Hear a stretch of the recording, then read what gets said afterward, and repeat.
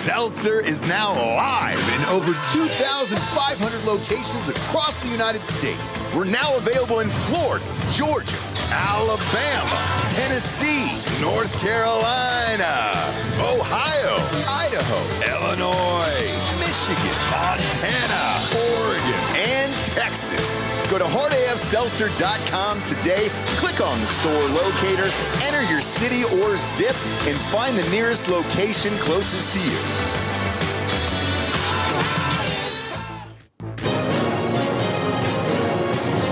Live from our studios in Austin, Texas, this is Drinkin' Bros Fake News with Ross Patterson, Dan Hollaway, Papa G with the traffic,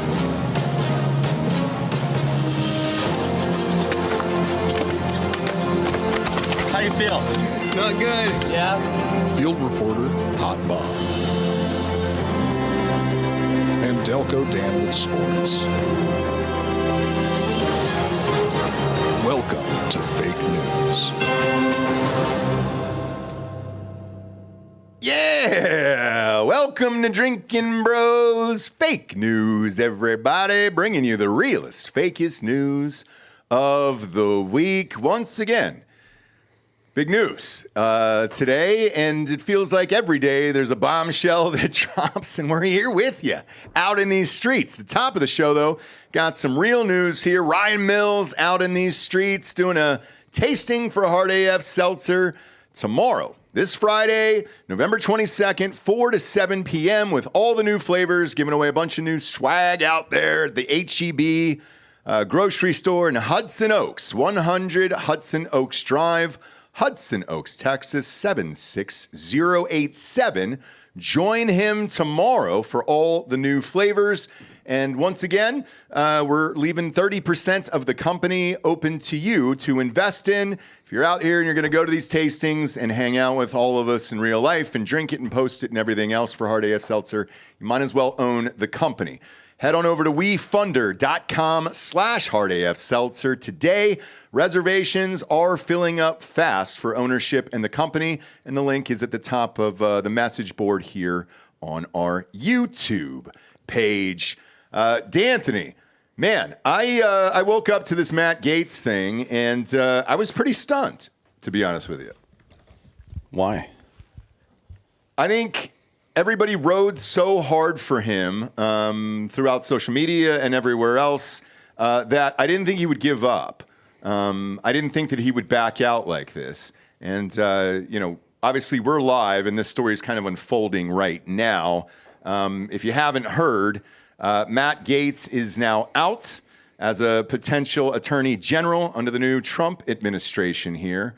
Matt Gaetz, the former Florida representative and Trump nominee for attorney general, announced today, just a couple hours ago, that he will be withdrawing as Trump's pick for the top prosecutor, citing what he described as the distraction his nomination had caused due to a swirl of allegations about paying underage women for sex. Now, I didn't read that part. Pull up his actual statement, Bob, on Twitter here from Matt Gaetz, because he didn't mention anything about that. It seemed to be your stock standard answered here that he was a distraction from the thing and blah, blah, blah. Well, that's the only reason he would be a distraction. Is it? Yep. I think that people have always hated Gaetz. I think that he's always been polarizing on both sides, and I think that he wouldn't have gotten the votes anyways. Yeah, that's why. So he's out of there, but I don't think it's just the sex scandal. I think it's everything else that he's done over the years that he was just too polarizing of a figure. I don't think it really matters why. I don't think this is huge news either. I don't know why everybody's so up in arms about this. Like, people get nominated for things or suggested for things and then, pull themselves out or fucking get moved on from all the time. It's not that big a deal. Not in 5 days? Yeah. Oh, yeah. Yeah. Name the last person. I can't think of it off the top of my head because I don't keep track of every confirmation that ever happens, but it happens almost every cycle. Somebody gets put up as a test balloon for that, and it's like they either don't have the votes or 1, 2, 3 things or whatever the fuck. It happens all the time. This is not uncommon. Not within a week for attorney general. That's a big boy position. And I can't remember a job this big where somebody pulls out within a week of a nomination, not even going through the confirmation process. Now, during the confirmation process, sure. Because let's face it. It's more rare that somebody goes through the confirmation process and quits after than it is for them to get nominated and then withdraw before it. It very rarely happens that somebody goes through all the processes and doesn't get confirmed. I think in this one, you're going to see it happen a few times because they're going to treat every single hearing like Kavanaugh. I guarantee it, dude. They lost. They're fucking pissed off. And these are going to be nasty, every single one of them, dude. And it's going to be very, very aggressive coming up next year right after Trump gets in. That's my prediction, that every single one of these people is going to be burned alive at the stake. And that's just me. Now, for Gaetz, do you have a statement, Bob, on Twitter? Can you read that? Yeah, he said, I had excellent meetings with senators yesterday. I appreciate their thoughtful feedback and the incredible support of so many. While the momentum was strong, it is clear that my confirmation was unfairly becoming a distraction to the critical work of the Trump-Vance transition. There is no time to waste on a needlessly protracted Washington scuffle. Thus, I will be withdrawing my name from consideration to serve as Attorney General. Trump's DOJ should be in place and ready on day one. I remain fully committed to see that Donald J. Trump is the most successful president in history. I will be forever honored that President Trump nominated me to lead the Department of Justice, and I'm certain he will save America. Yeah, and that's the correct statement one would make in a situation like this. However, it's got to be over the sex allegations, right? I mean, I don't know. I think you're probably right that it's a combo of the two. He's unliked. They probably tried to make some deals to get confirmation for him, and the numbers didn't work out, so he made up an excuse to pull out. Happens all the time. Yeah. That's just the way it is, and you know, God damn Trump it! Like everybody, stop. Every right-wing influencer on the internet just thinks fucking, oh, it's 5D chess. No, they wanted a guy that was a firebrand in there. This like the Occam's razor. That not everything is a fucking conspiracy. Chances are they wanted somebody that was a loyalist and firebrand in that position, but they couldn't get the votes for him, so they're going to move on. Mm-hmm. It's not the hill they want to die on. That's it. It's really that simple. I don't think it's a conspiracy at all. I'm not saying that. No, but everybody online is just like, oh, fucking, I usually know everything that's going on. One, no, you don't. You people are wrong about everything all the time. You don't know shit. This is way more common than you think. And that might be, I just can't remember it. I can't remember somebody within a week backing out of a job. Well, I'm pretty sure the first time John Roberts got nominated to be a chief or nominated to be a Supreme Court justice in 2005 was withdrawn in a couple of days. Is that right? Yeah, can you look that up? I don't remember exactly how long it was, but it was 2005, and then Roberts ended up getting nominated and confirmed later that same year. Okay. So because, that was I think it was because they were putting him up for Chief Justice specifically, right? But people get like, did Merrick Garland have hearings? I don't even think they let him have hearings, right? They didn't know. No, he was completely blocked out. That is way more common than the other scenario, which is somebody going through a confirmation process and not getting confirmed. That's super rare. But Merrick Garland didn't back out. He fully wanted to do it, and they said, hey, you're not going to have the votes. Yeah, you would call that lapsed instead of withdrawn. So there's withdrawn, unconfirmed, or rejected, and lapsed. Those are the three categories for any confirmation, whether it's justices or official positions. Way more common to float somebody, figure out you don't have the votes for it, and then move on. It's very common. Yeah. Now, the reason is probably because Matt Gaetz is a dick. Like, I don't think it's to avoid an investigation, to be honest, because now, like one of the rumors that people are circulating now is that he's been a friend to Trump, so Trump nominated him so he could resign from Congress and end the investigation that was going on into him, and then it would go to a civil court out of the Congress somewhere.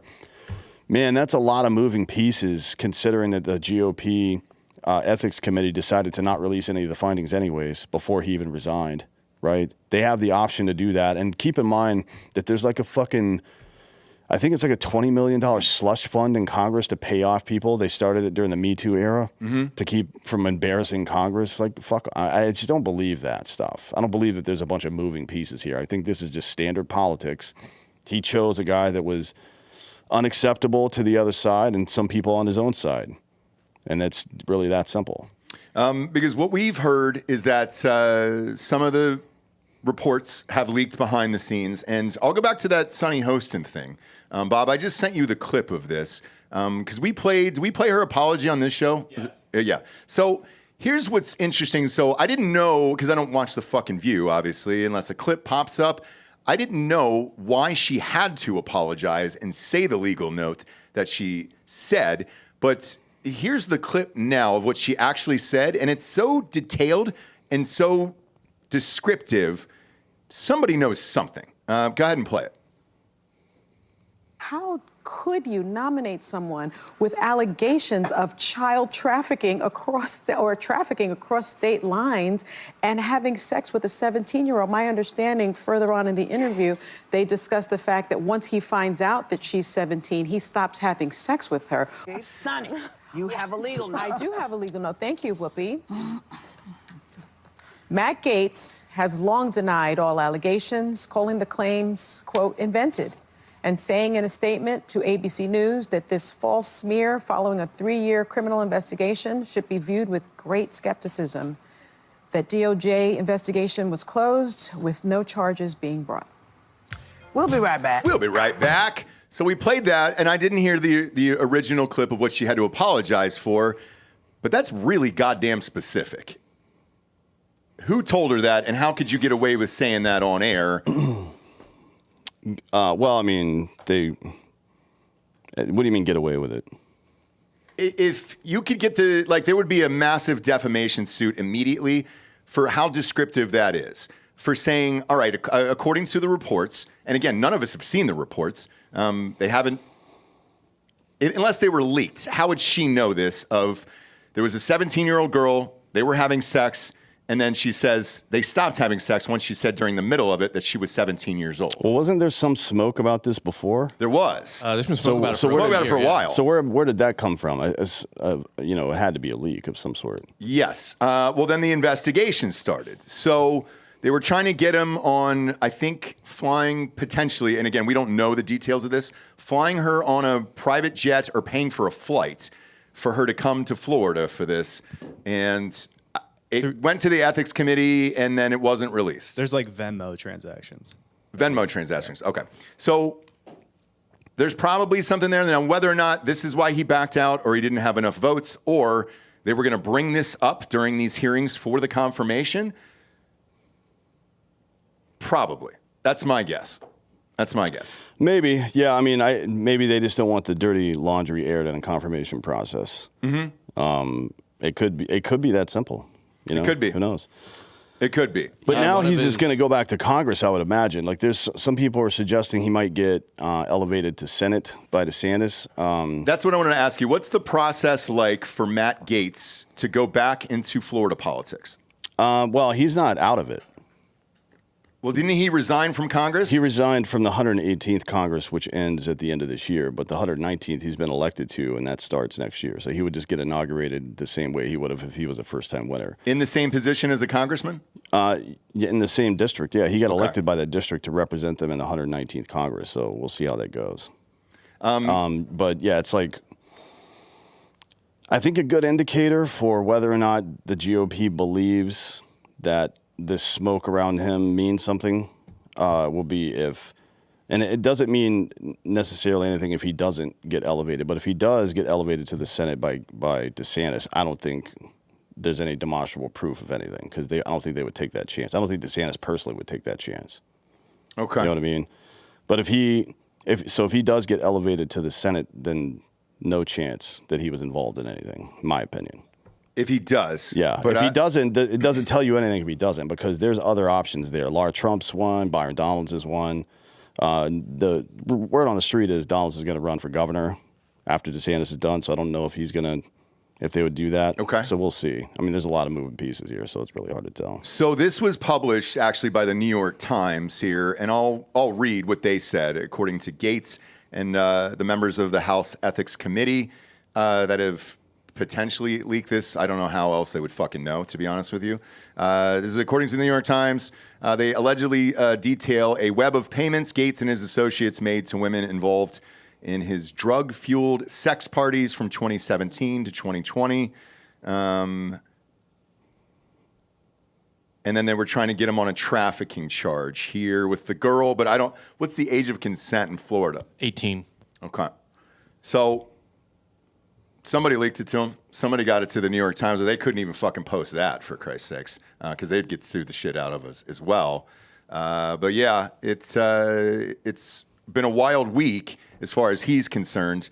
And as AG, I love the pick because I wanted somebody to go in there and fucking dismantle the deep state and all this other shit. So I'm pissed off that this happened because he's one of the guys who would do it. The guy that's trending now on Twitter that I'd like to ask you about is Ken Paxton from Texas. Oh, we got to get Paxton in there. We live in Texas. We've lived here for over 4 years now. There's a fucking shitload of smoke behind Paxton. You don't want that motherfucker in there either, dude. So, no. I mean, it's just going to be, yeah, Bailey's probably the best choice. Obviously, Kash Patel's still out there. We could see about him. For AG? Mm-hmm. That would be a wild one. Would it? I mean, how much different is that than director of the FBI? It's just one level up, essentially, right? Don't you have to be a lawyer? Is Kash a lawyer? Yeah. Oh, he is? Yeah, I didn't know that. He got his start as, I don't know about his actual start, but he got into the game as an attorney for JSOC. So they will embed attorneys to with direct action teams to decide what rules of engagement are allowed and stuff like that. Okay. He did that. Then he was the deputy Homeland Security director or something. I think that was his position. Bob, you can look that up, but I think that was what it was. Yeah, as you look that up, Bob, I'll get into this Ken Paxton thing because he's trending number 2 in the world right now. So he was almost impeached here, had to go through a recall. It didn't happen. He survived. I think he's been on trial like 8 times here in Texas. His own fucking aides turned him in for accepting bribes. The reason why this Gaetz thing pisses me off, that he, didn't get through because I wanted to see this happen. This is the old Republican shit that I didn't vote for. Like, I don't want fucking Ken Paxton in there. I think that's a fucking awful choice. He sucks in Texas. He's been a piece of shit down here, and it's just the old regime again. So I would love to see an Andrew Bailey in there who's been suing shit left and right, doesn't have any heat behind him, and who could pass through and actually take on the same agenda that a Matt Gaetz would have for Trump. So hopefully that happens. I wouldn't be amped about Paxton because let's face it, man, if this motherfucker goes to confirmation hearings, they're going to bring up all these trials that he's been through, and then they're going to bring his aides who turned him in for these bribes in Texas, and they're going to put them on the stand, and this shit will be a fucking soap opera. Right now, they're going after Hexeth, too, with these stories, and I don't know if any of them are true or not true, but the media's still working overtime for the left, trying to make sure none of these picks get through. And it's going to be the fucking Wild Wild West once the shit starts. Yeah, I mean, that's the go-to these days. Mm-hmm. Is just try to. I mean, maybe it's always been like that. I don't know. They're back in the day. Nobody gave a fuck. Obviously, like nobody ever. I don't think anybody politically ever came after JFK for banging a bunch of people, right? Yeah. Like I wasn't around then, obviously, but I don't remember any of that shit. So who the fuck knows, man? Yeah, I don't know. I remember Clinton though when he was going through with Lewinsky. Goddamn, and it was CNN at the time too. CNN was going so fucking hard against him in this story forever, and it was like, man, I don't care about a blowjob at all whatsoever. But they made a huge deal out of it. I think these days, anything political on either side, every single one of these picks is going to be so scrutinized, and they're going to kill these people on these confirmation hearings that it sucks and it's shitty. Like Kavanaugh, I don't think Brett Kavanaugh deserved any of that shit, man. Any of it. And looking back at him, people still bitch about him to this day. Yeah, I mean, there's no penalty in most places for accusing somebody of that shit. No. And it's hard to unring that bell, to be frank, right? I mean, once you, especially like Kavanaugh, people still refer to him like, well, even with Trump, that whole situation with that lady from 90 years ago, and now people even invent new phrases to refer to it. He's an adjudicated rapist, right? Not convicted because it wasn't like there's no crime, right? I don't know. That just seems to be the that seems to be the number one option in the playbook now if you're trying to take somebody down politically on the right. I don't know. Who are the lefty people that have been accused of shit like this that have gone down? Anthony Weiner. What's his name? Al Franken. Oh yeah, Al Franken. Yeah, he got me too'd. You did for grabbing that chick's tits on the USO tour. Fox News reporter. I think she was. I don't remember from some conservative outlet. I think she was, and then I remember the photo. I remember seeing the photo, and that got everywhere overnight, and he was gone pretty quickly. He didn't want to, obviously. People have asked him to run again, too, but yeah. Another guy that's being pitched is Mark Levin. I mean, he's a pretty you mean for AG? Mm-hmm. He's trending number 3 right now. I don't know what his professional history is. I know he's written a lot of books. Yeah, I don't really know much about him, to be honest with you here. Education. But, yeah. Political science degree, Temple University of Law. So he's a lawyer. Okay. Worked at TI, Texas Instruments, Department of Ed, solicitor. Oh yeah, he's got some street cred, I guess. I wouldn't have thought of him, but I guess.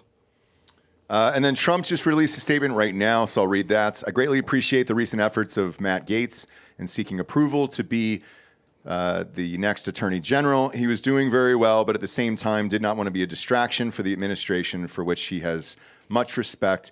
Matt has a wonderful future, and I look forward to watching all the great things that he will do. And that's it.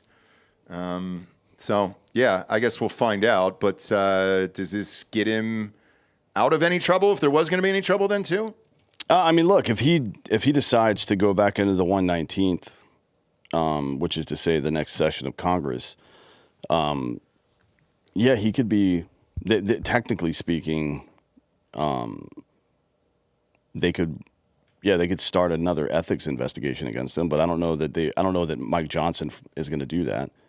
Right? I mean, he's the Speaker of the House. As long as Republicans control it, I doubt they would do that, but yeah, I mean, technically it's possible. I don't know what's going on here, to be honest. It's all very odd with the investigation into him, because usually if you have the ability to take out somebody that's at that level, arch nemesis level, then you usually would, right? I would think, if you had the actual evidence to do it. Well, look, he was 2 days away, I think 48 hours away from the ethics committee being able to release the transcripts and what they had interviewed him about, and then he quit Congress and said, hey, it's because I'm going to be AG. So then that investigation stopped, and then they couldn't release any of the transcripts. Well, no, they still could have. They still could have? Yeah, but I think the GOP's in charge of that. I don't know who decides. It was the ethics committee. They can release stuff if they want. Okay. I don't know. Honestly, I don't know who. I don't know if there's a vote on that or if just the chairman of that committee decides or what. I guess we could look it up. But, yeah, I mean, I don't think there's any statutory requirement to not release it necessarily. Like, I don't know if he could sue them to stop it or whatever the fuck. I think some people are saying just release all the ethics investigations over the years, because this isn't the only one. A lot of them have been. Oh, there's a ton. Yeah. And, again, there's a slush fund in Congress to pay for this sort of thing. So I don't really know where we are with all that, to be honest. What does the slush fund do exactly? It pays people off to keep their mouths shut. Really? Yeah, Bob, you can look that up too. Congressional slush fund? Yeah, for Me Too, basically. No shit. And then what happens? It just gets sealed after that? You pay off these people and then it gets sealed? Why does that exist? Yeah, that's a good question. Well, you know why, but I think probably that part of the agreement when they pay out money is to keep your mouth shut, right? Yeah. That's typically how it works. Michael Paul in the chat, who just gave $5, says, what's the likelihood this is a foreign intel agency blackmail op? I'll ask you that because I don't know what that. Hold on. Israel. Let's see. Don't ask the guy who worked at Olive Garden. No, there's the real guy. There's a Politico article by Mark with a C, Caputo, from 2021 that kind of details the Mossad's involvement in some of these charges against Gaetz. There's a guy named Jake Novak, who's broadcast media, or was the broadcast media director of the Consulate General of Israel in New York that was involved in leaking this shit, apparently. Okay. Yeah, so, I mean, it wouldn't be the first time they've pulled some shit like that. Yeah. Interesting. But yeah, we'll keep an eye on this because what do you think? Next week he'll probably renominate somebody, I would imagine. Yeah, I don't know. I mean, I honestly don't know what the plan is. I think you don't want to do probably just what you don't want to do is nominate somebody else and have them rejected as well. So I imagine whomever the next person is, they're going to run up the flagpole first and see if they can whip the votes before they announce it publicly. That'd be my guess. That's probably what I would do. It would be embarrassing to lose again. Yeah. Because right now the media is also really going after Tulsi hard and Hegseth hard right now, and all these fucking outlets to try to block this as well. I don't really know anything about Hegseth's past, but for Tulsi, she's pretty fucking clean, except for comments she's made, which we fully agree with. There was even an interview the other day where they were like, like MSNBC, where they were like, oh, well, here's what she said and everything else. And she's a Russian asset. Everything she said in those interviews, I fucking agreed with. Yeah. So I guess we are too. Yeah. Hegseth, I don't know. I don't know anything about him, to be honest with you. Next up, Russia drops an ICBM on, what city is that? Dnipro. There you go. Russia fired a hypersonic intermediate range ballistic missile at the city of Dnipro on Thursday in response to the U.S. and UK allowing Kyiv, I want to Kyiv all over your chest, to strike Russian territory with advanced Western weapons in a further escalation of the 33-month-old war. Russian President Vladimir Putin, in a televised address, said Moscow struck a Ukrainian military facility with a new ballistic missile known as Orishnik. I like that, whatever that is. Look, man, I Cyrillic. Sputnik I loved. Yeah. Orishnik I love. All of it. It's also nicknamed the Hazel, apparently, in Russian. I love all of it, dude. And warns that more could follow. A regional conflict in Ukraine previously provoked by the West has acquired elements of a global character, Putin said in an address to the nation carried by state television after 8 p.m. Moscow time, which is our prime time over here. A U.S. official said that Washington was pre-notified by Russia shortly before its strike, while another said that they had briefed Kyiv and other close allies in recent days to prepare for the possible use of such a weapon. What do you think? I think that this is just standard escalation. Like you shoot something and then we show you that we have stuff too, right? Also, I don't know if it was in the same, excuse me, I don't know if it was in the same briefing that they're referencing in this article, but Putin also said that he was hoping to talk to or open to talking to Trump about a ceasefire. So that's like, let's say this is a bar fight, that's returning someone's push and saying, we're getting close to fighting here, dude. You may want to stop. That's essentially what this is. But it's certainly, not to downplay it, it's certainly an escalation and one that is, I won't say that it's warranted. I think that's, especially like he knows that Biden's on the way out and Trump's on the way in and this war is not going to escalate. I think he's just doing it because it's essentially, you have to save face a little bit, right? But I don't think Putin wants to go to war, certainly not with us. He could barely handle fucking Ukraine. Yeah, and I'll ask you because there is an American base in Poland that is alleged to be threatened. Is that true or false or? By threatened, they mean that it's within range of that rocket system. Correct. Sure, yeah. Yeah, it's not a intercontinental. It's not an ICBM, by the way. It's intermediate range. So an ICBM can go from one continent to another. I don't know exactly what the full range of this thing is, but it was essentially yeah, well, hold on. Today there was a new Russian missile. All the characteristics, speed, altitude are of an intercontinental ballistic missile. So, but it's still a new type of weapon. It's hypersonic, and I think it can be used to send nukes. That's probably why he did it. because he's been talking about nukes lately. There's obviously wasn't a nuke on this one, but it can carry them. Is it the same type of shit that like North Korea will shoot over Japan? Yeah. It's that type of situation, right? Yeah, Where pretty it's like, much. It's what's called saber rattling, right? But in this case, I mean, he's been pushed to do that. I don't. Not that I agree with it, but I understand it certainly. And then also, the Russian ambassador has sat down in an interview earlier today and said that Britain was directly involved now in the Ukraine war. And the ambassador says that there have been deliberate cheating of us. I've never heard that phrase. As he received multiple assurances the Storm Shadows would only be used inside Ukrainian territory, which is odd for me. So, yeah, it's not great. No, I mean, it's an unnecessary escalation on Biden's part and now on Putin's part. Like what he probably should have done was drop one in an unpopulated area, not on a military base, right? But this is all fucking stupid. This is all the result of weakness on the West part. Just trying to continuously provoke shit so that they can keep the faucet on. Mm-hmm. That's really what it is, unfortunately. For the military-industrial complex? Yeah. Yeah. Yeah, for me, I mean, Jesus Christ, dude. At this point, we're almost hitting year 3 here. Mm-hmm. Again, I know I said this earlier in the week, but I think Trump will get in there and have this over pretty fucking quickly here because I don't know anyone who wants this at this point. No. I don't think Russia wants it at this point. Oh, they definitely don't. They're fucking... I mean, this is what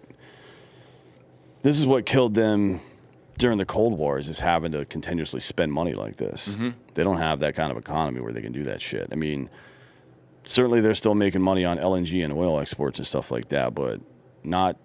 They don't have. They're not a resilient enough economy to just have a 25-year war like we did. Yeah, it's not in the budget for them.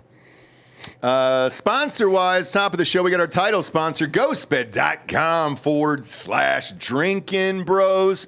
Finest mattresses in the land over there. And in 9 hours, they're launching their Black Friday sale. 50% off everything in the entire store. They dropped it once Papa Trump got back in there, but they're back at it. 50% off for Black Friday. That's 50% off everything. Mattresses, sheets, pillows, adjustable bases, all of it. The bundle packages are 50% off as well. You're getting adjustable bases, you're getting mattresses, you're getting pillows, all combined together. The weighted blankets are sold out, unfortunately, but they got the new massage topper over there, which we love. Got one in the office, got one at home. Big fan of those. Dropped the Venus Williams collection as well. Promo code Drinkin Bros at checkout is going to get you 50% off every item in the entire store. Doesn't matter how many items you put in the cart. It's all 50% off. Plus at checkout, you'll see a box to check. It says, hey, would you like to stretch this out over 3 years? 0 interest? Yes, I would. If you have decent credit, you can do it. Get a brand new bedroom set for about $45 a month. Christmas is what, 5 weeks away? Shit, 4 weeks away. Damn, dude. Really coming up, creeping up there. A lot of people split a big ticket item for Christmas there with the Mr. or the Mrs. in your life. No king shaming here, don't really care. And this is a great one. If you need a brand new bedroom set, highly recommended. I've had them for 8 years, I think now at this point. All I do is just keep reordering when I need new stuff from them. Big fan of ghostbed.com/Drinkin Bros. Next up, we got a real live crime corner on the show. Where's Gare Bear? Where is he at? Crime corner, there he is, popping up out of the shadows over there. We need your help. We need the Drinkin Bros audience help on this one. All right, Kip Knuth got me this shirt, and I love it. I'm going to give him a shout out, and I was saving it for this story here. Burglary. Because I can never pronounce the word burglary. Nailed it. God damn it, that's twice today. I've nailed it. We actually have one, and it was caught live on camera. And, of course, it happened to our own street gonzo himself, Gary Faust. Gare Bear, what happened to your shirt there today? What? No shirts. The guy stole it, obviously. Oh, is that what happened? You ordered some shirts to the house and then he stole them from you? Yeah, it was actually a suit. Was it really? I bought another suit, just because I like to look nice. You do. You wear those throughout Street Gonzo. Yeah. Everybody, by the way, is going back and rewatching all those episodes on the channel. Really starting to take off over there. Jesus They really Christ. are, Ross. I know. They're really loving it. Getting thousands of views a day. So congratulations. It's been awesome. What happened to you here at your house? Okay, so I ordered a suit and some other clothes, some shoes. It was a series of clothing. Okay. And it never showed up. They said it was delivered. I got in an argument with the person on the phone for customer service. Was it Amazon? No, it was actually Amazon would have just refunded me, and I never would even have known this happened. But it was a couple different companies, but specifically Express. You familiar with Express? I am actually, yes. I got a nice modern suit. There it from is, them. because they're affordable. Not a sponsor, but I know Express. Well, yeah. fuck them, because you know what? They gave me a hard time. And then I thought about it, and I was like, man, they really do think it was delivered. So I went back and looked at the Ring camera footage, which I had to get because some asshole threw a brick through my truck window and spray painted the side of my truck and the inside of my truck at the beginning of the year, back in January. Not to victim blame. Yeah. Why'd that happen, Gary? Why'd that happen, Well, Gary? Your mom's right behind There's you. no reason. Mom, I didn't do anything wrong. There's no reason for somebody to do such a thing, you know? I agree. Just back me up. Yeah, Gary. No reason done a thing or two in my whatsoever. Anyways, so I checked the camera footage, and this fucking asshole stole all my shit. Okay, so now here's what's interesting. We're going to play this for the audience here. The brazenness of this, the guy's not wearing a mask or anything. He backs the car up. You can read the license plate clear as day in this fucking video. KZ4063. That's the license plate. Okay, play the video here. Do we think he's a UT alum? Al, you tell me. Well, he's got the little longhorn on there. Does he really? Yeah, look at it. That's hilarious. Go ahead and play it. Okay, play the video here. Oh, you got audio too. Shit. All right, so he gets out of the car. He's wearing like what appears to be a construction outfit, similar to the one you bought when you guys broke into ACL for that episode of Street Gonzo. Grabs all your packages off the porch. Look at how casual he is. And he just rides off into the sunset. And you know,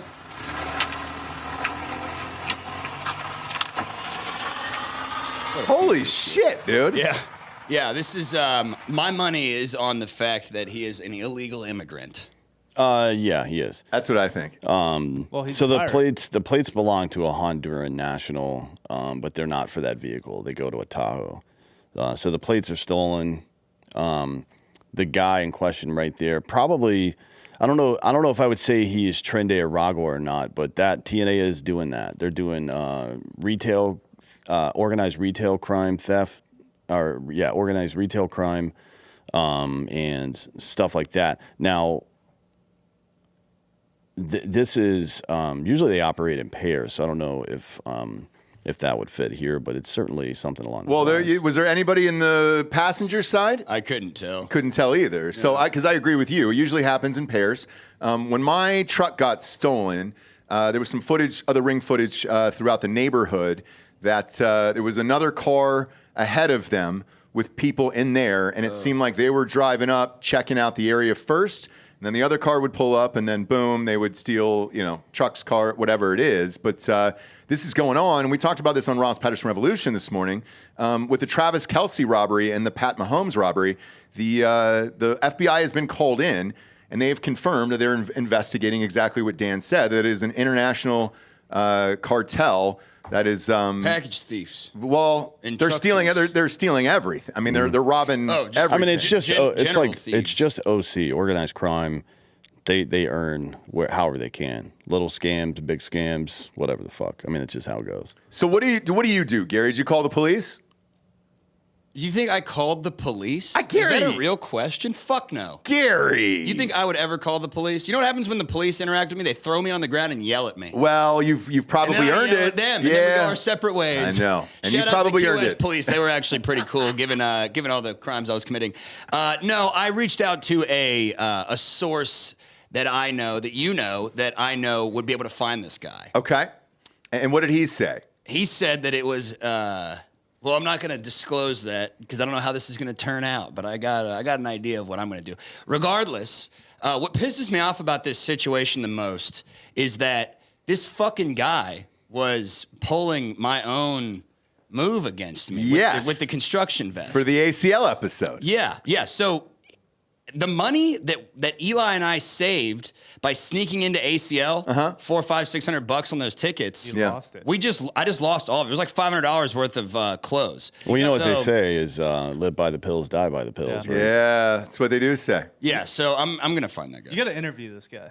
Oh my God, dude! For Street Gonzo, That's exactly what I need to do. if you interviewed the guy that stole your packages and just say, "Look, I'm not mad," beat the fuck out of but him. no, but just say, "I'm not mad, but I would like to see you dress up in the suit." Yeah, put the suit on, boy. I'll have Dan there.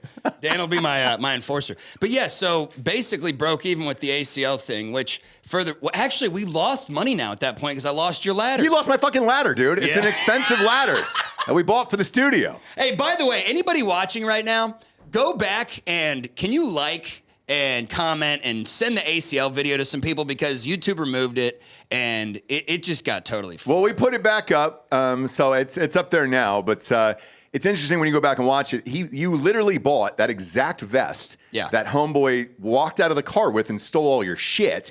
And part of me thought, when you showed this to me earlier in the week, this was a bit, and I was like, all right, cool. But everything you do is real, and it's like, so this dude is real, and it's a Honduran. Who is it? Honduran national? Well, the person that the plates belong to, but that's not his vehicle. Those plates are stolen. Okay. Yeah, it's stolen plates. Stolen plates, stolen packages. And that's what you'll do. You'll grab some plates for a day out of an apartment complex. Usually, it's the easiest place to do it. Yeah. Put them on your car, drive around, do a bunch of crimes, and throw them away. Well, here's the other thing. This just goes to show that my house is cursed. Everything that, like, I've had so many issues with my house. My shower was broken. Yeah. Well, both of them were broken. We got one of them fixed. My roof was leaking. Yeah. The AC broke after we got the shower fixed. Then my shit's getting stolen. This girl broke my front door because she got mad because of whatever, I'm with another woman or whatever. And it just doesn't ever end. And you know what else happened this week? Bob? My mom flew into town. She's right back there. Right back there. Lovely, beautiful woman. You can wave, Mrs. Faust. There we go. And you know what happened? I'm not even making this up, even remotely. I got a picture of it. Okay. I hear this noise in my chimney. Yeah. And I'm like, what the hell is that? And my mom comes to town and we keep hearing it. Just show the picture. Oh, you have a picture of it? This was Let's in see my it. fucking chimney, dude. What is that? It's a squirrel. Oh, R.I.P. Peanut. Holy shit, dude. Is it dead? Yes. I didn't know if it was dead or just really dirty. No. Okay. Who the hell else does this happen to? Dead squirrel in the chimney, dude. That's a classic ex-girlfriend move, you know? It was bouncing around in there. It was alive. She got up on the roof like Santa and chucked that thing down and let that jangle on down and die. That's classic ex-girlfriend stuff there. When does it end? Never. I actually do think my house is haunted too, because I'll hear noises in the attic. Yeah. And I've had people stay at my house, like comics from LA or from New York or whatever, come. Sure. And they'll be like, man, when I was sleeping, I felt like something was touching me. No, they're still up there. Yeah, they're still up there. They're fucking comics in Austin. Yeah, they're don't have still a living place to there. go. Still living in your house, okay? And they're trying to tell you not to go upstairs because they live there. So they're like, oh, no, there's something up there. Don't go up there. Maybe that's... I need a free place to live. Maybe that's where the partner in crime, the Mexican's partner, I assume that guy was Mexican. Yeah. Maybe his partner's in Whatever. my attic. That's how Maybe. they knew I was gone. You can find that guy at Creek in the Cave. You sure can, dude. That was just an Austin comedian. He's got a pop-up show Tuesday night, 8 p.m. at Creek in the Cave. You think he's wearing a squirrel costume? Oh, I hope so. Play the Mexican music for him, Let him, yeah. Tren de la Ragua. Buenos tardes. That's mis what's amigos. going on. It is. And yeah, my mom's in town. She's hanging out. All right. Well, congratulations. Nice to meet you, Mrs. Faust. Your son's hilarious, and we love his show. If you're out there, watch Street Gonzo on YouTube. It's pretty much the only comedy that we have in America You know what, today. Ross? People, you know what they're saying? What's up? They're saying it's the best show on YouTube. They sure are. Everybody's saying that. And everybody's going back and watching the episodes. Not kidding. So go watch Street Gonzo. Next up, Republicans are dropping the ball already. Senate Democrats have confirmed some of President Joe Biden's picks for the federal bench this week in the face of President-elect Donald Trump's calls for a total GOP blockade of judicial nominations, in part because several Republicans involved with the Trump transition process have been missing votes. Conservative activists blasted Republicans' failure to show up for the votes, prompting a since-deleted defensive social media post Tuesday by Vice President-elect J.D. Vance, an Ohio Republican senator who was at Trump's Florida resort during a significant Monday evening confirmation. The Senate approved Embry Kidd for the 11th Circuit, an appeals court overseeing the Southeast, where GOP appointees make up a narrow majority of the judges. The 49 to 45 vote was essentially party line, with independent Senator Joe Manchin voting with Republicans against the nominations. Why is this such a big deal? 5 Republicans, including Vance, Bill Hagerty of Tennessee, were also at Mar-a-Lago on Monday. So was John Fetterman, I guess, too. So maybe it would have turned out in their favor either way. But Fetterman was at Mar-a-Lago? yeah, For what? I don't know, getting stem cells maybe. No shit. Who knows? I mean, he was. I don't know if we ever talked about it on the show, but he referred to Matt Gaetz' nomination as like epic god tier level trolling. Yes. So who knows what he's got going on? But yeah, it's. I mean, it's a big deal because these are lifetime appointments on circuit benches, right? Yeah. You know, that's not okay. I think are the circuit courts all 9 justices? I don't actually know. It usually is. I'm not entirely sure if that's the case or not, but yeah, I mean, it's a big deal because you put a leftist on the bench for That life. was, people forget just because of the way his first term ended with everything going on, but a lot of people were saying at the time that Trump's biggest legacy was going to be his judicial legacy. Not just with the Supreme Court, but McConnell and the Senate got quite a few judges confirmed under the first Trump administration. So that was, they were touting it. They were like, this is a huge deal. Like, we, say whatever you want about Trump, but like the next 30 years is like a conservative judiciary, and everyone was really hyped on that. So the point being that appointing judges is a huge fucking deal. It is. And you know who appointed the most? Biden.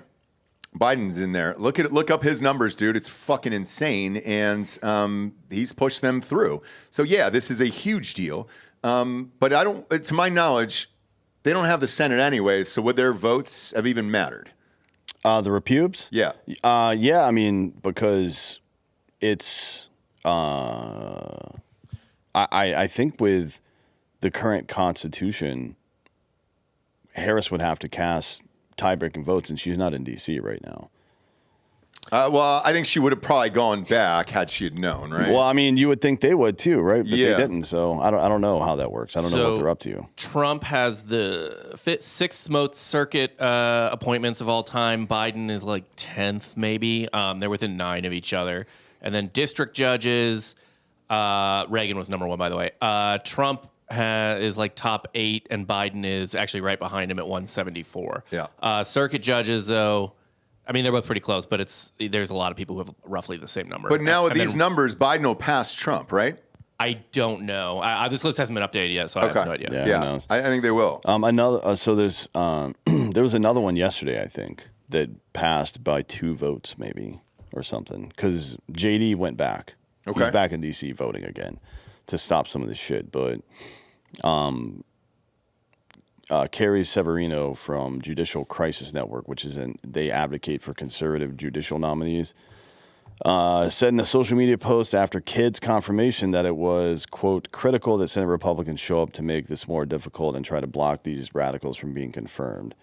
So, yeah, I mean, if you live in one of these states, Tennessee, for example, probably reach out to your senator's office and tell them to do their fucking job. Yeah, what the fuck were you doing that day? What was so pressing in Tennessee that day? Well, I mean, I think they were at Mar-a-Lago. I don't know about the other ones, but Okay. Vance and Hagerty were at Mar-a-Lago, and there were 3 others. Vance, I get, obviously, because he's VP, and they're planning out all this shit that's going on. Well, so far as I know, he's the only one that went back for the second vote, which is odd. It looks like Biden, probably before these appointments, is total, including from Supreme Court down to district, 14 appointments behind Trump. Both of them are in the top 10. The other top It's actually all modern presidents in the top 10 pretty much. It's Reagan, Clinton, Obama, Bush, Carter, Nixon, Trump, Biden, and then FDR, and then H.W. Bush. So it's other than FDR and I guess Nixon, it's all pretty modern presidents. Yeah, because as the population is expanding, right, you get more of these courts open and all this other shit, so that makes sense. Next up, sponsor-wise, is mybookie.com. Promo code Drinkin' Bros doubles that first deposits all the way up to $1,000. Get off the couch and get into the action today with mybookie.com and turn your love of sports into your new side hustle. Thursday night game tonight, Steelers at the Browns, Pittsburgh, -3.5. Who you got, D'Anthony? Yeah, Pittsburgh. Yep. Yeah, I'm riding with Pittsburgh as well. This is a rivalry. This will be fun college or fall football here. 39 degrees up in Cleveland, dude. And tickets are $29 on drinkinbrostickets.com if you want to go. So that's how much people care, or they want to go sit in 30-degree weather. Browns are 2-8. Steelers are 8-2. If they don't win this game, this would be embarrassing. It's hard to imagine them not winning the game. Same. I could see not covering, but not winning would be shocking. I agree, but yeah, we're all in on the Steelers tonight. And then if you're looking at teasers, MyBookie has the best teasers in the business over there. You can drop these spreads down all the way up to 7 points, in some instances 13 if you pick 4 teams at the same time. But 2 at once you can do. So like for tonight, the over-under is 36.5. Daddy's going to drop that down to 29.5 and take the over. And then I'm going to cross the 0, which don't come at me, dude. I've been pretty successful on it, and take Pittsburgh plus 3.5 over there. Let's ride, as Russell Wilson says. He's the quarterback of the Steelers. Also, brand new odds up for college football national championship, Heisman Trophy winners, and on Drinkin' Bros Sports, every Friday night you can watch Delco and Hot Bob play blackjack live on MyBookie's casinos. That's fun because you're going against real dealers there, so you get to see their faces, and they actually get to publish them too, so you can see what happens there. How'd you guys do last week? They've got some killers on the table lately. I heard the screams from the other room as I was taking calls back there, and I knew you guys were getting beat up pretty bad. It's sometimes they'll put a girl on the table. I think named Dream is her stage name. She's a nightmare. And boy, can that lady build a 21 out of? I mean, it's just like 8 cards. And these are real people, so it's not way to. Yeah, there's no way to rig this. No, it's like playing over Zoom. Yeah. Yeah, it's fun, man. A lot of people that do it, and MyBookie's the best in the biz. If you're a day one homie, they also got rakebacks over there, where if you lose, they'll give you a little bit of cash back, and you can spend that on whatever you want. They got a rewards program now. Huge fan of MyBookie.com. Promo code Drinkin' Bros will double that first deposits all the way up to $1,000. Next up, we got the Chinese hybrid warfare, which is fun. 2 undersea internet cables in the Baltic Sea have been suddenly disrupted, according to local telecommunications companies, amid fresh warnings of possible Russian interference with global undersea infrastructure. A communications cable between Lithuania and Sweden was cut on Sunday morning around 10 a.m. local time. A spokesperson from the telecommunications company Telia Lithuania confirmed to CNN. The company's monitoring systems could tell there was a cut due to the traffic disruption, and that the cause was likely physical damage to the cable itself. The spokesperson told CNN, "We can confirm that the internet traffic disruption was not caused by equipment failure, but by physical damage to the fiber optic cable." So... Yeah, so what happened was, according to these guys, by the way, another cable linking between Finland and Germany was disrupted. It's a C-Lion cable, if you want to look it up. Spans about 1,200 kilometers. Other pieces of infrastructure, including gas pipelines and power cables, have been injured, I guess you could say as well. Now, Sweden and Finland are 2 countries that have expressed interest in NATO, right? They're in NATO. Yeah, I think Finland just got added. I'm pretty sure they're both official members. I don't know about One that. is new though. I think one is recent. Finland happened like relatively recently. If it's, I don't know if it's confirmed yet or not, but they definitely started the process for it. And yeah, it's there's the smoke is that a Chinese vessel dragged its anchor, like it deployed its anchor and then dragged it for I don't remember. I think I read somewhere. It's not in this article, but I think I read on Twitter that was like 60 or like 65 miles or something like that, or maybe it was 200 miles, which is a long time to not notice that your anchor is deployed, right? Yeah. So I don't know what happened there, but they're calling this hybrid warfare now, which is where you accidentally fuck shit up that disrupts telecommunications and things like that. I mean, yeah, I can see it. Certainly. Same. I think this is the new warfare, and I think this is going to continue to happen because, yeah, if our internet went out here, which it has, we're fucked. As far as us putting on a show or businesses are concerned and all that other shit. So, yeah, cutting the internet, big fucking deal. Putting shit in people's water, big fucking deal. You're going to have little things like this pop up, I think, over the years. Even the shit with the fucking walkie-talkies and everything blowing up, and the pagers and all that shit. There's just new little fun ways for warfare that you don't have to drop a nuke on somebody and still be effective. Yeah, I mean, certainly this is, some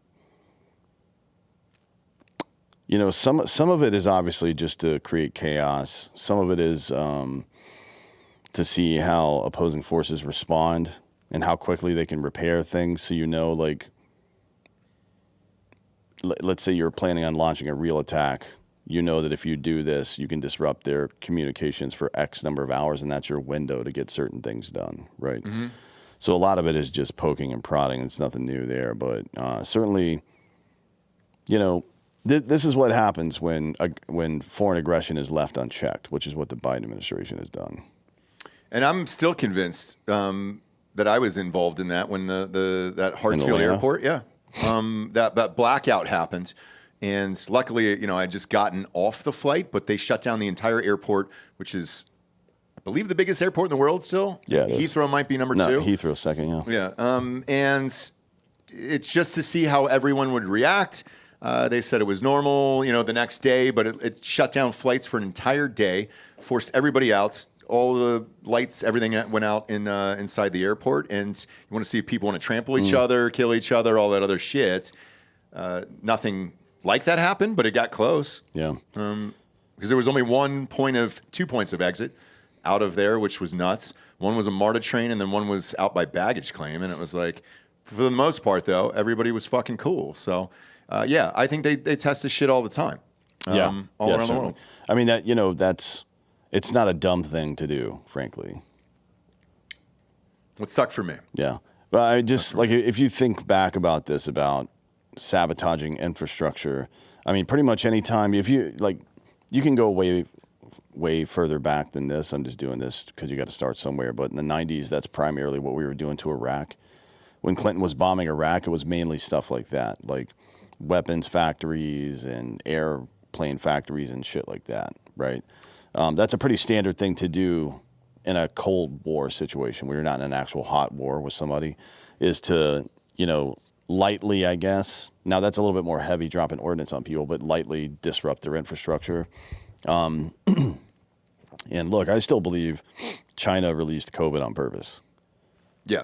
Right? Mm-hmm. So this is minor compared to that, obviously. That shut down the whole fucking world. It is, but these are nice little tests, Next up, ad-wise, we got our good friends over at blackbuffalo.com.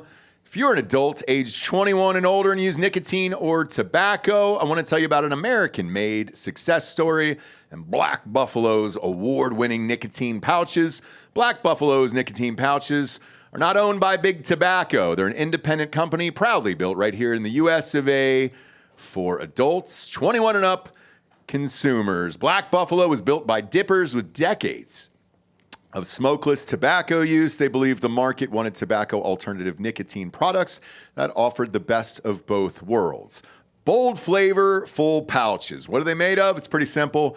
Cured edible green leaves, food-grade ingredients, and pharmaceutical-grade nicotine. Most importantly, there's no tobacco, leaf, or stem. Black Buffalo is all about the history and tradition of dip, but they understand the convenience and discretion modern-day consumers are looking for. Black Buffalo's nicotine pouches give you the versatility to consume discreetly, but still keep the ritual with flavors dippers love. Mint, straight, and wintergreen, all proudly made right here, the good old US of A. So if you're 21 and older, consume nicotine or tobacco, and want to join the Black Buffalo herd, head on over to blackbuffalo.com to learn more.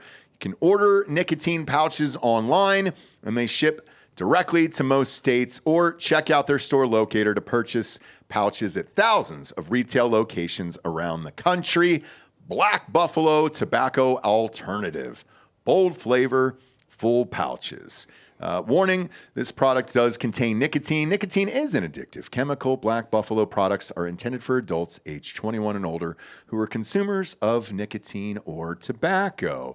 Next up, Bud Light 2.0 coming at you. Jaguar. Ooh, Jaguar. Could be facing its own Bud Lights moments after an online backlash of a new ad on Tuesday. I laughed my ass off when I saw this because that's exactly what I thought. It almost was like that fake ad, and I think everybody knows this now, but that White Dudes for Kamala, like, dude ad that was fake. It was written by, what was it, the Parks and Rec guy? Yeah. Not Michael, sure. Who was it? No, it was somebody from He was one of the writers, yeah. Yeah, some comedy thing. I don't remember, but yeah. It was so out of touch with everything that's going on right now. It's like, this has to be satire. Now, they also changed their fucking logo to this. Bob, throw that up there. So this is the Jaguar. They got rid of the cat. Why? The actual I don't know. I didn't know that. I don't know. If you want to learn more about that, what's his name? Sagren Yeti talks about the death of design all the time. And it's like, it's something that happens in cultures where all the artistic shit gets pushed out and everything looks the same. You know what I mean? Like just gray. Look at federal buildings. Gray buildings with fucking tinted windows. Everything just looks the same. It looks dystopian. You know what I mean? Yeah. So who knows? I mean, look, maybe it's probably just some dumb intern that thought it looked cool.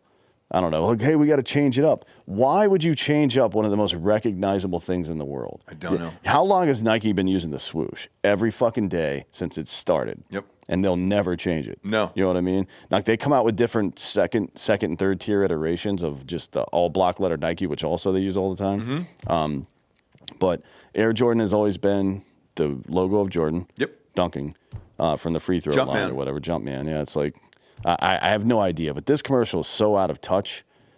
It is unfucking believable. I have it if you want to play it. Yeah, let's just play it. the whole thing. Play the whole thing.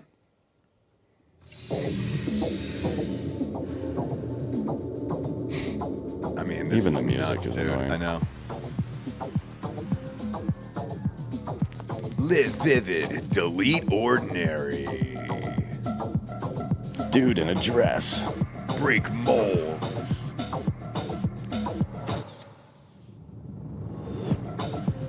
Copy nothing. Jaguar. Okay, so They don't even show a fucking car. No. Like, you wouldn't know if you didn't know that Jaguar was a car brand. You wouldn't know what the fuck was going on here. No. Looks like a sexual It nightmare. is literally like, it looks like it's like a satirical commercial. Yeah, that's exactly what it looks like. Now, shortly after the ad came out, obviously Twitter went nuts. Yeah. Because this is so goddamn stupid. Our buddy Robbie Starbucks said, "This just made me want to sell my Jaguar, and I don't even own one." And John Gabriel says, "This is so the wrong timing for this. I can understand the C-suite being conned into this in 2022, but you have completely misread this moment. Bud Light 2.0. Now, you got to know your audience. I don't know, for those of you that don't follow this sort of thing, Jaguar is not a luxury car company anymore, right? And hasn't been for about 10 years. Longer than that. Yeah, so they came out with the J-Type about 15 years ago, and that was just an option. Yeah. And they still had the, performance models and stuff like that. But if you can go look on Jaguar's website right now for this. Their base models range from 49.5 to 77.9. Yeah. Like that's not 77.9 is about that's like a fucking Truck. a truck, like an F-150 Yeah. base model at this point. Yeah. So it's like they're not a luxury model anymore. You've got to know your audience. Fucking rich people that would be inspired by this stupid bullshit, they're buying Bentleys and Mercedes and shit like that. They're not buying Jaguars. You know who the It audience looks- is? Yeah, go ahead, It Bob. looks like they're advertising some new car Okay. because it says Jaguar, new era, seismic change is coming, and then you go to the Explorer. This is the only shot of the car anywhere. This thing right here, whatever the fuck this So is. futuristic. Yeah, Yeah. and then you go to Explore, and it's all the fucking people from the My commercial. God. And this is it. And then you just put your name in to be like, hey, I would like a Yeah, I car. really Does it say at the bottom of like why you came to this site, and then you just write I'm a homosexual? androgyny. Yeah, is that what it is? But you know why I know these models are this price, and who this audience is? My roommate in I won't say his name because I love him, but my roommate in LA, good friend of mine, didn't have much money, starting off at the time and everything else, and he comes home in this fucking Jaguar, and I'm like, we live in an apartment building for Christ's sakes in LA, and I'm like, yo, what the fuck, dude? I was like, did you rob a bank or something? And he goes, oh, no, man. He's like, dude, Jaguars are super fucking cheap now. And I was like, really? And so, yeah, we looked at the price of the base model. He got a base model, and it says Jaguar on it, but they haven't been doing this type of shit for a long time. And then to come out with this, here's my conspiracy theory on this, because I looked a little further into this. Jaguar sales, because it's like, when's the last time we've ever seen one, like on the streets? I haven't in a long time. So I looked up Jaguar sales. They're down 75%. I'm convinced they put this commercial out there, like Bud Light, just to tank the sales so they could file the bankruptcy and get the fuck out of there. Maybe. Yeah, I don't know, to be honest. I mean, it's an odd move. I think, Bob, you can look at their stock. I believe their stock went down pretty significantly today. Dude, I just can't remember the last time I saw a fucking When's the last time you Jaguar. saw one? Yeah, that's why. So the sales have been down 75%. And I think they were like, fuck it. How do we just end this company for good and get out of here with a decent excuse? Oh, it was the fucking trans thing or whatever. And you're like, okay, cool. But I don't know that would... So Tata Motors, it's Tata, an yeah. Indian company that I guess at some point purchased them? them and Land Rover and stuff like that. So they're down not 1% today. Okay. Up over the last 5 days. I don't know. Year to date, I mean, they're not doing well. They're doing okay. I don't know. It's a mixed bag. Cars are 5 years, actually, in the last 5 years, they've done quite well. But Yeah. But if they own a shit ton of those cars. But yeah, as far as Jaguar itself is concerned, Jaguar sales are down 75%. And yeah, I have not seen one of these fucking things on the streets in years, man. I mean, shit. I can't remember. I honestly can't remember. I'll put it this way. I saw a Maserati yesterday, which I haven't seen in a while, and it's a truck. Have you seen that? No, but Maserati makes a pretty nice SUV. That's what I'm saying. It was an SUV truck, and I was like, "Oh shit, okay." And And they're that's the not- first time I've seen that name in a long time. But I think the base model of that Maserati SUV is like $85K. It's not like...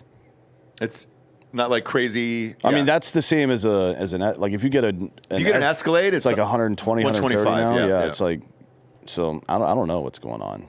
Not with these sure. guys, to be honest. I mean, I don't know if they're gonna. To your point, I'm not sure they would intentionally tank a brand that was attached to Land Rover because that's a very old brand. I think, here's the thing, though. Land Rover's doing Rovers, fine. I see Land Rovers everywhere. I see them everywhere, but Yeah, their the shit Defender, the sucks. new Defender. I don't like it, but the new Defender is very popular. around Yes. here. I do see it. Dude, I don't like any of their new cars. I don't either, and I see them everywhere. By the way, the ones that I like, the new one is that new Lexus one is dope. That truck. And then Toyota's also got that new Land Cruiser that's dope. But those are Toyota's. I like Toyota's boxy SUV. look at the new Land Rover. They made it look like the old Land one. Cruiser. Yeah, that's it, Land Yeah. Cruiser. And it's fucking dope, dude. So yeah, there's cheaper versions out there. And if you're Jaguar and you're competing against the likes of a Land Cruiser or a Lexus or even the Defender, for Christ's sakes, like good luck. Sorry about it, but I didn't even know where to buy a Jaguar. Are you kidding? They got a Land Rover, Range Rover Jag dealership downtown. I think on 5th Street. I haven't gone down there in a long time. Yeah. Yeah. So that's probably Wait, there's why. a car dealership downtown? Oh yeah, there's a bunch of them. It's like old West. Old West 6th, yeah. Yeah. Or Old West 5th, I guess. And I know that's, did you see the new Tesla one that went up by the Y? Yep. Yep. That one is brand new. They just put the thing up over there. I do my best to stay the fuck out of there, to be honest. I know, same here. But yeah. Jaguar. Really fucked up, okay? Next up, MSNBC is falling apart. MSNBC's Morning Joe has seen its audience noticeably shrink since co-host Joe Scarborough and Mika told viewers they met face-to-face with President-elect Donald Trump during the program's 6 a.m. Eastern Time hour on Monday. Scarborough and Mika revealed they traveled to Mar-a-Lago in Florida on Friday to meet up with Trump, who the married co-host spent years insisting was a fascist and Hitler, an overall threat to democracy, blah, blah, blah. And appears thousands of viewers responded by just switching off the show. Just in case you're wondering, all their viewers are on the left, so that's not great for them. Morning Joe averaged 839,000 total viewers during the 6 a.m. time slots on Monday, with 113,000 in the advertiser-coveted demo, ages 25 to 54. In the 7 a.m. Eastern hour, its total fell to 694,000, and just 70,000 from that key demo remains.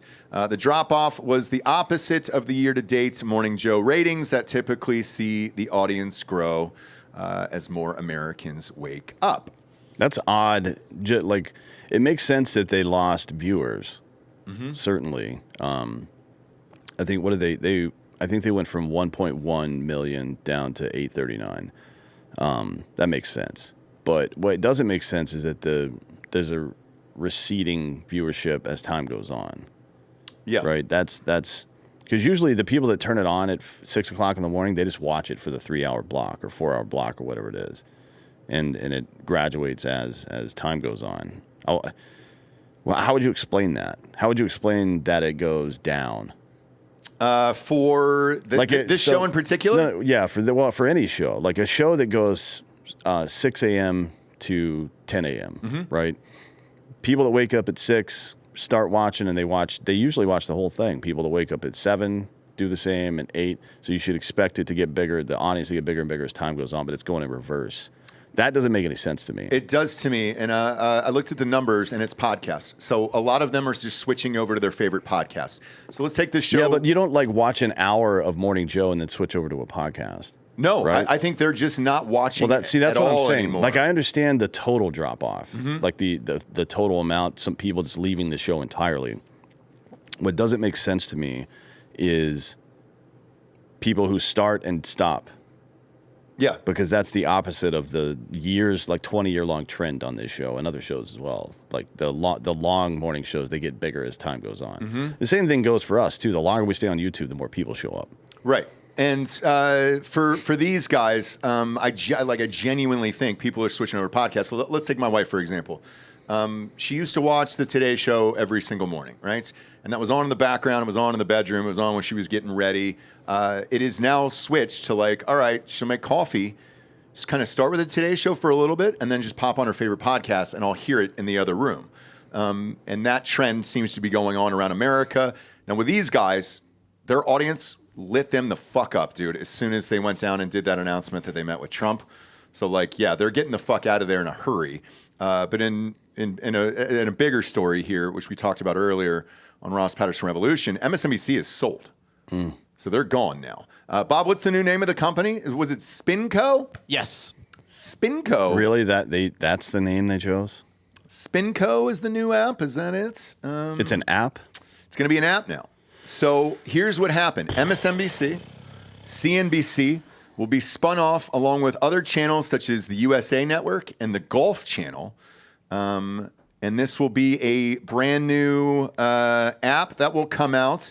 And they're hoping to lure some other creators, content creators, and all this other shit over there because the ratings have been so awful. And now what they're blaming this sale on is a migrant of streaming to turn on YouTube or social media alternatives, a.k.a. what we do in podcasts and all this other stuff.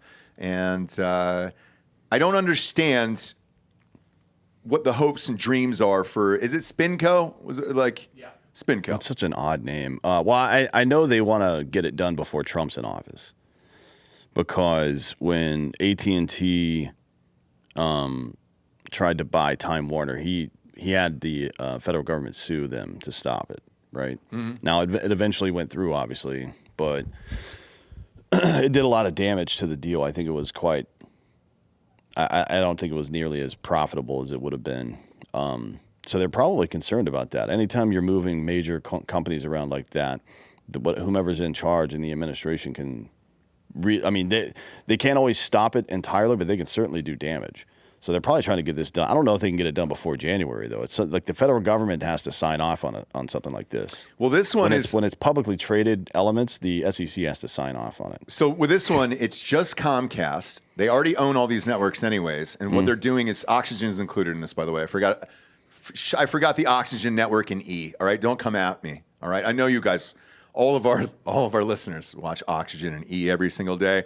Those are also in there. So Comcast owns all of these, and essentially what they're doing is taking the dying brands, lumping them into Spinco, which is the worst name of all time, and then just going to throw it up on this app, and then hope for the best out of here. Comcast revealed on Wednesday plans to spin off MSNBC, CNBC, and then others, all the ones you mentioned. USA is on there, dude. Yeah. Burn notice. Now, these would all be separate from NBC Broadcast Network, which I assume would put them, how do you do that? A SPAC or something? Like, I don't know how you separate divisions from a publicly traded company like that. But anyways, the spinoff won't require approval from DOJ or FEC. No. But it is widely expected that the spinoff company will need to find a dance partner, so to speak, to make it through the world of cord cutting. That gives Trump-appointed regulators an opportunity to damage a network he's clashed with for many years. So I guess they mean some kind of distribution service for digital. If it's going to be an app. It's going to be an app. They would have to figure that out. And whomever Trump chooses for the FCC can really make problems for them.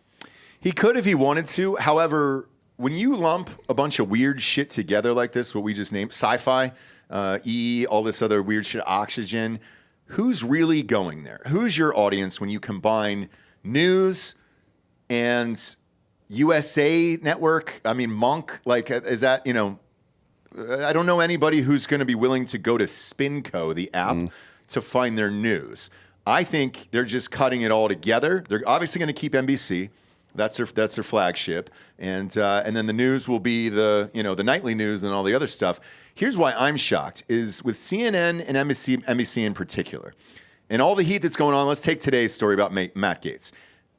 This is a time for ratings for these guys, where people from the left who hated Matt Gaetz will show up tonight and watch Rachel Maddow, Victory Dance, and Anderson Cooper, and all this other shit. And I bet you their ratings will be pretty fucking high tonight on the left networks. Yeah, I mean, so part of this story was people saying on Twitter, like Rosie O'Donnell, I'm never watching this again, and then a bunch of others like that. I can't remember exactly who all the famous people, I guess, that said it were.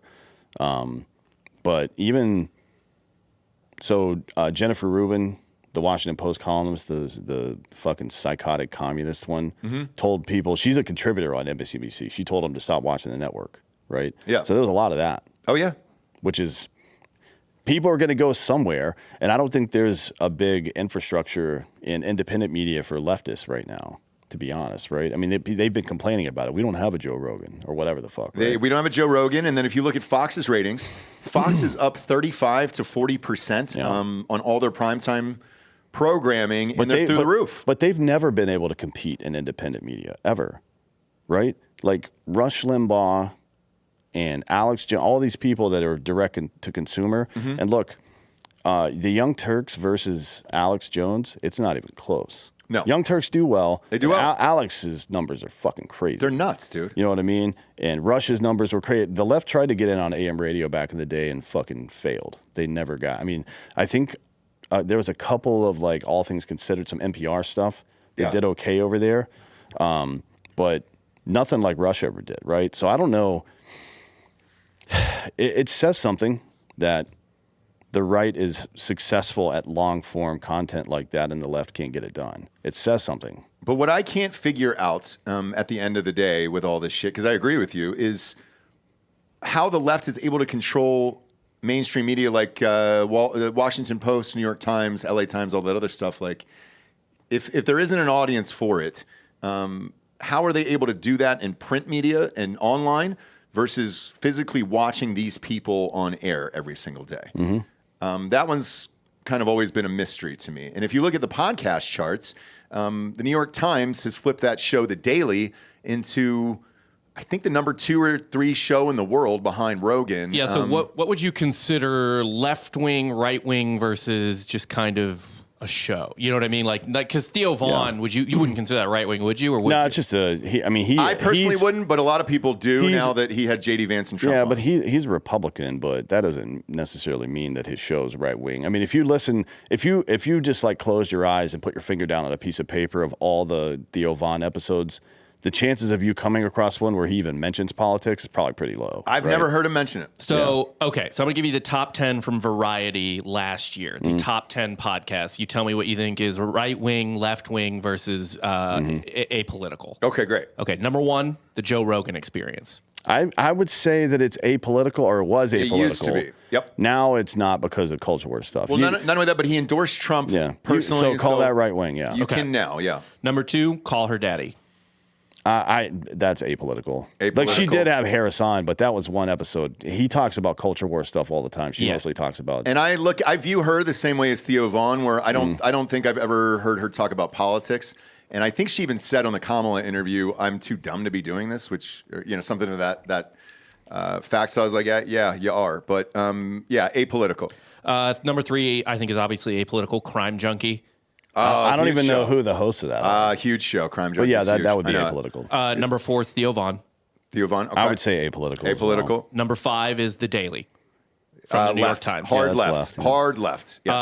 I have not heard of this one, but the Huberman Lab. Andrew Huberman is I would say apolitical, but he's culture-wise right-wing. Yes. Yes. Because he's a fitness dude. Yeah. Yeah. He's a doctor that talks about human performance mostly. He also fucks a lot. Remember, Rob? Yeah, they've asked to get him. Our listeners have asked to get him on the show forever. I don't know much about him. He doesn't really do many other people's show other than His Rogan. own? Rogan. Well, Yeah. makes sense. Number 7 is Ross's icon, armchair expert with Dak Shepard. Oh, fuck you, dude. Fuck you, dude. That's apolitical, obviously. God damn it, man. And I just don't get. I don't get it. I can't think of Dak Shepard without thinking of his character from Idiocracy. Go away, Baton. That's one of the best things I've ever seen in my life. You know what's weird? I would say, Bob, like in all sincerity, in real life, I would have said he's Republican and his wife is Democrat. Okay. And so, like, the fact that they even got married didn't really make sense. If you picked any couple, that's a pretty good bet. I would say that the husband's a Republican and the woman's a Democrat. Well, but both living in Hollywood, yeah. It's rare. Yeah. So, yeah. Number 8, your obvious podcast heroes, Smartless. Oh, God yeah, damn it. they don't hard left. Those fuckers, dude. They are, but I don't think there's a lot of politics discussed on the show, right? They talk about it all the time, and I would put that leaning left. I don't know if I would go hard left, but they only have. I mean, they had Biden on. They'll have other. They had Biden, on. Obama. They had 3 presidents on. Oh, and Clinton. They had Clinton on as well on their show, and then they even went back and had all 3 of them on at the same fucking time. Yeah, that's right. God, can you imagine the smell in that room? Dude, and here's the other part, because I fucking hate this show. So, yeah, Bob, you got me. You knew what you were doing today, okay? I didn't actually. Take Smartless, because it's fucking bullshit. Okay. It's just this manufactured industry plant bullshit where you got 3 people thrown together. I guess they're best friends in real life. At least the 2 of them are. But they're all on Zoom. They can barely go 54 fucking minutes with the most interesting people in the world. And they did all this advertising to jump them up the charts and all this other shit. And like, regardless of our feelings politically for Biden, Clinton, and Obama, you gonna tell me that you've got 3 presidents on the show and you can't go more than a fucking hour with them? Like, that's nuts to me. It just doesn't even seem like they fucking try over there. I think culturally, it's left leaning in the same way that maybe culturally Theo Vaughn is right leaning. Where you think about it? Like where the culture thinks about it? Yeah. Yeah, potentially, but they're But fucking it's not. left as It's shit. apolitical leaning left. They are left as shit for sure. Yeah, yeah. Because they also do interview a lot of comedians and stuff where none of that ever comes up. How many are we at now? What, We're at That's 8. That's 8. Okay, give me 2 more. NPR's up first. Left. Yeah, and then I don't know this one, but Anything Goes with Emma Chamberlain. Probably left because it's a woman, but I don't know what that is. I've never heard of it. It appears to be. Yeah, it's just some chick talking into a microphone. So, what do I gain from this then, Bob? Is that it's probably younger people who are more likely to listen to podcasts than they are to watch a Joe Scarborough and a Mika than anymore, where that world is fucking dying. Well, I'll add this too. So, of those 10 that you just mentioned, and I would add in Alex Jones because he doesn't do a typical podcast because Apple would kick him off. Yeah. If you add Alex and Joe together, all those other 9 don't equal half of what those 2 guys have. Correct. Not even half. Yep. So- And it may be considerably less than that. I'm just being conservative right now. So I always contended when I was arguing with conservative friends about who controlled the media or whatever was that there was less conservative outlets, and so that's why they got higher ratings, right? Like Fox always outrated MSNBC, CNN. I mean, you're splitting votes. But then there's network news as well. Like to the But network news is all left to me. Yeah, the number it is. So that's the point. I think if you include, I did this math a couple weeks ago, but if you include CNN and MSNBC and the network news people, I think it's 22 million viewers a week, something like that. Whereas Fox is about 4. Right. Yeah. But again, if you look at independent media, the gap is just that same size. So I mean, it's like probably just a reflection that the more conservative you get, the less you want to hear from larger institutions. Yes, probably right. And I think Bob, that there's probably some merit to that. Where besides Fox News, I don't think is News Nation. You're on News Nation all the time. What is it? Or Newsmax? They're trying to play it. Newsmax is conservative. News Nation. Newsmax probably gets. I think their biggest shows get like 700-800K. Something like that. News Nation, right? Okay. News Nation, I don't know about, but they're not as big. They're not as big as Newsmax. And then Sleeper Cell in the chat mentioned Tucker. Yeah, so if you add Tucker, Alex, and Joe together, it's not even close. This is from 23, so I don't think Tucker had his current show yet. Well, I don't know that it's available on audio, is it? I've only seen it on video. I saw a Spotify list that he was high up. Good. Okay, he does stuff, but I don't know if they're gonna it's a curated list. For sure, 100%. But I know that he does really good traffic. So yes, I would say the 3 of them together, and it makes sense. Like if you were gonna, if you were to make a prediction, let's say you're doing an experiment, I'm going to ask 10 conservatives and 10 liberals where they get most of their news. I would expect most of the conservatives to say individuals and most of the others to say the news. Yeah. Right? Yeah. The liberals would just say the news. So it's not shocking. I just don't think we haven't seen it before where the left has entered one of these independent media outlets. Like the Blaze has been around for a long time too. EIB was around for a long time, and it wasn't just Rush. There was a bunch of people on EIB, right? Excellence in Broadcasting, his network. There's a bunch of people on that. The left has never been able to compete over there, and they can't compete now even with podcasts where you can just buy $400 worth of equipment and do it in your house. Yeah. You know what I mean? So it'll be very interesting to see if, forget about the people that do the news or do the shows. It's about the audience. Are they going to switch over to independent stuff, right? That'll be interesting. Yeah, and breaking news right now. It's so wild during the middle of the story. MSNBC's Rachel Maddow agrees to take a $5 million pay cut. God, she's still going to make $25 million? As ratings tank after Joe Scarborough's Mar-a-Lago meeting and Trump's win. The news just came out of Comcast, which is NBC's parent company we were obviously literally just talking about, with their new Spinco channel. Maddow, 51, is currently on a $30 million a year salary on the network, but after renegotiations, her new contract will be $25 million a year over the next 5 years. What the fuck? That's $120 million for 5 years? I mean, that's like that's odd. That's like I don't know, the Marlins offering somebody $50 million a year. Juan Soto. Just getting Juan Soto and nothing else. And nothing else. So, according to the executives, this is a difficult time, and they really needed to keep her. No one else can do what she does. You can't build a brand like that overnight. Mano has been at MSNBC since 2008. And they're expecting to do the same with Anderson Cooper over at CNN. So it appears he'll take a cut and probably stay there. Same way. Holy shit. That's fucking wild, dude. All right. Well, shit. We did the Jay Leno thing earlier, but he's in a fight club, I think. Yeah, I know so there's too. a lot of smoke. Like he owes somebody money. He's a billionaire. He doesn't owe anybody money. I think Jay Leno's in a fight club, I don't think he's that. I just think he's fucking. or he's old and he can't walk. That's anymore. it. It's just he's doing shit that he shouldn't be doing, dude. He's doing poor people shit, even though he's richer than Jesus because he's cheap, and that's the only thing he'll spend money on is the cars, the cars, the cars.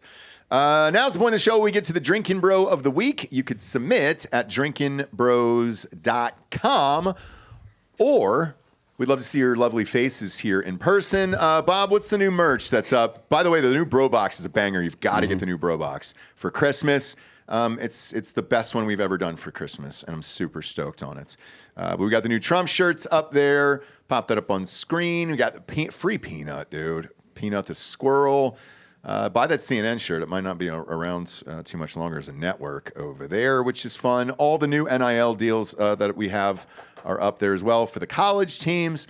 We just signed Penn State to a 3-year deal with Hard AF Seltzer.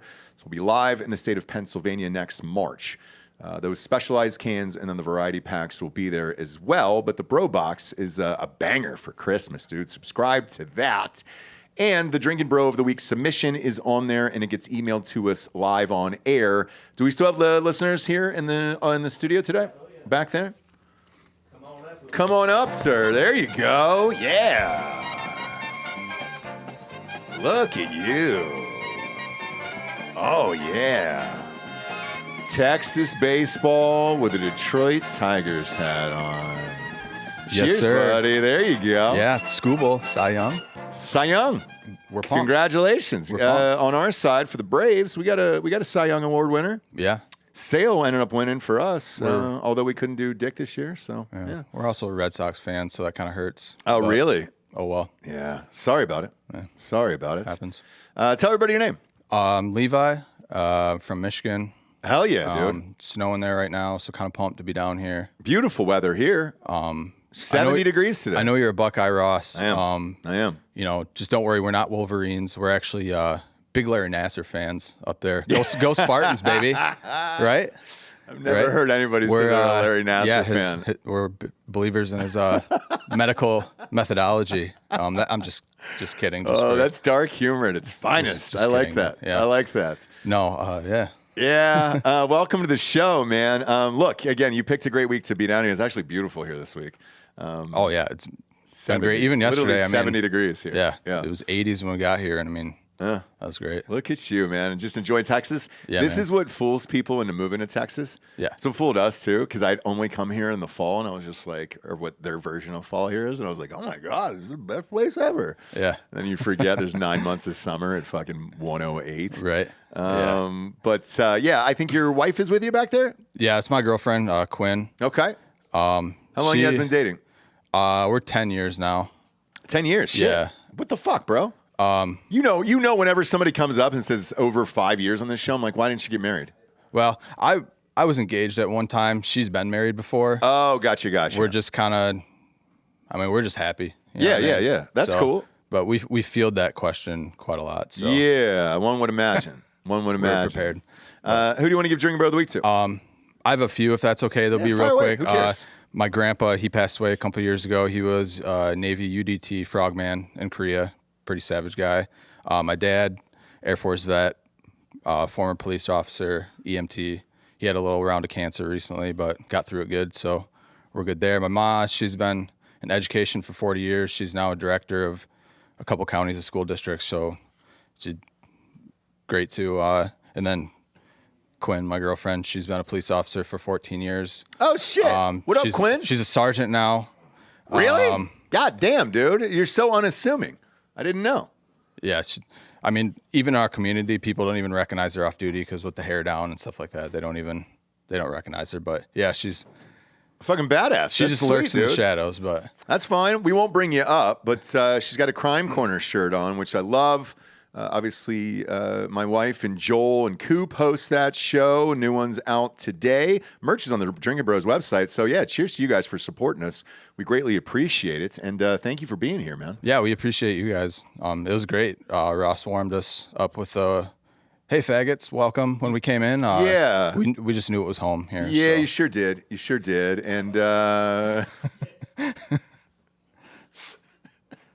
and I love you for staying that live on air today. Yeah, you're welcome. Dude, you're low-key fucking hilarious, man. I appreciate you being that, here. Gare Bear, are we allowed to bring your mom up? Is she allowed to come up, or is she like, no? Can she do it? All right, play the music, Delco. Come on down. Gary Faust's mom is here. Street Gonzo's mom is here. Shocked the hell out of me when she came into the studio today. Put that mic about an inch from your face. Feel free to move it. There you go. Like this? Exactly like that. All right. Your son says, you might have to grip it there for just for the remainder of this real quick. You're Gary's mom. I am Gary's mom. Street Gonzo has a normal mom, and when you came into the studio and shook my hand, I thought you were going to say, hey, I've got some insurance to sell you and something like that. And then, because you look so normal, I thought Gary's parents would be strung out in a trailer park or something like that. You'd be like a meth addict or something. And no, you're totally normal. How did you have a son like Gary? Well, he's got another parent, so... Is he out of control? You know, Gary is a complex individual. And there are many layers to him, as there are to most individuals. So, you know, it's unexplainable. It's a miracle. What other words can I use? It is. So I'm going to ask this question because I deal with this a lot.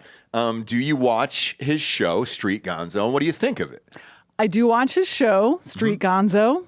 Shout out, Yep. Street Gonzo. And I evaluate and provide feedback. And I was chatting with your lovely wife, Jessie, earlier. Yes. And I said, you know, as a mother, I give feedback and I say, as a mother, I cringed a little bit about this episode. As a mother, I laughed about this episode. So there's a variety of feelings and experiences and emotions that go through. I bet, because the biggest question we get, because the show's really taken off and all of this stuff, and like everybody's going back and watching these episodes, and when I'm out in the street, they're like, is this a real person? I say, yes, it is. Are the situations real? Yes, there's no actors. Like, everything you're seeing is real. However, it's so fucking out of control that you're like, Jesus Christ, man, are you going to live 2 or 3 more years, you know? Well, I've experienced those emotions myself. And you know what? I thank God every day I have a fabulous son. He is a one of a kind. He He's really is. Unconventional. I was thinking about these words to describe him today. Yeah. So I will share some. One of a kind, unconventional, loud. Yeah, he's loud as shit. Gregarious. He's artistic. Autistic? He's artistic. Okay. He is creative. He's a journalist. He really is. is. A legit journalist. That is a real story, yes. He is a deep thinker and cares very deeply about what he's doing. He brings joy to the world with his show. Yep. Truly does. And I will cap it off with, he's an excellent driver. No kidding. Hey, look behind you. There it is. Yeah, look at that. Gare Bear's up there. His That's my mugshot's boy. up there. Hey, Yeah. hey, and you know, a mugshot is something that, how many people have a mugshot? He's up there with Trump. He's up there with, I don't know. I mean, now that I'm thinking about it, Mel Gibson, Alec Baldwin. I don't know who has mugshots. And when I think of Gary Faust, I think of Donald Trump. I mean, it's almost samesies, twinsies. Like you guys are identical twins. I think they have the same suit. The problem, Trump's not getting express suits sent to Mar-a-Lago that are being stolen by illegals. I don't know. But I love it. I love it. And he does have experience where you're like, that can't be true. That can't really happen. He got sprayed by a skunk as a young man. He shared with you the squirrel experience. Yeah, and you were there? You can't make these things up. So you saw the dead I was squirrel? there when it Yeah. Oh, R.I.P. R.I.P. to Well, that. maybe. Well, look, we appreciate. Are you still married to Gary's father? I am not. Okay. Then that makes some sense here. That makes some sense. So we'll kind of pin it on his side. You know what I'm saying? Well, now I want to get credit for the genes that this is my son. We have a lot in common, and Yeah. let's just say, we'll work through. He is a very energetic person with opinions, and he speaks up, and he's courageous, and he's in my corner, and I'm in his corner. I wouldn't trade him for anything. Well, look, he's gotten millions of views all over the internet. We've been in talks with Netflix and some few other companies for a season 2 potentially being on that air, and it looks like a strong possibility. So we'll see what next year holds. I think our meeting's end of January there, so we'll keep everybody up to date on that. But for real, everyone loves your son in the show itself, and it is all real. And he's actually got a real normal mom. So. Thank you for being here. And I would assume you're probably giving him Drinkin' Bro of the Week, right? Oh, absolutely. Sure. I didn't think I had an opportunity because sure we already do. had one. Yeah, I give Gary Faust, my fabulous son, Drinkin' Bro of the Week. Woo woo. And thanks for bringing me up. And I'm thrilled to have met everyone. And this was a wonderful community of people for my son to be part of. So I want to say thank you. And we love your son. He's a hilarious guy and a very hard worker. So at least you did something right, you know? I'll take credit. Yeah. Thank you for being here. Thank you guys for tuning in. Go to iTunes, rate the show a 5-star, and leave a quick review. Also, head on over to Spotify. It's just a 5-star, and you can walk away. For Anthony Hollaway, I'm Ross Patterson. This